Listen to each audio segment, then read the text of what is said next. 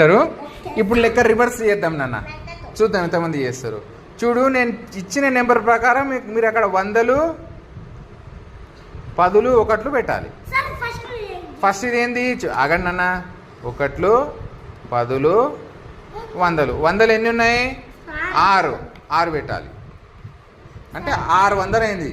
ఇప్పుడు ఇక్కడ మీరు దాన్ని స్థాన విలువ కూడా తెలుసుకోవచ్చు. ఇక్కడ చూడండి, 6 పెట్టారు కదా, అంటే దాని స్థాన విలువ ఎంత అయింది? 100, 200, 300, 400, 500, 600 ప్లస్ 0 అంటే 10 ఎన్ని ఉన్నాయి? ఏం లేవు కాబట్టి 0 ప్లస్ 1 3 ఉన్నాయి కదా, 3 పెట్టేసారు. 3 దీని విస్తరణ రూపం కూడా వచ్చేసింది కదా, స్థాన విలువల విస్తరణ రూపం కూడా వచ్చేసింది. మీకు అర్థమైందేనా?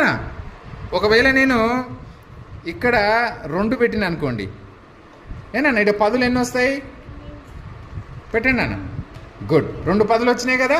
అప్పుడు దీని స్థాన విలువ ఇది ఎంత అవుతుంది? ఇది 20 ఉంది కదా, ఇది 20 అవుతుంది. అర్థమైందా? చూడండి, ఈ నెంబర్కి విస్తరణ రూపం వచ్చింది, స్థాన విలువలు కూడా తెలుసుకున్నారు. అర్థమైందా బేటా? 623, 623.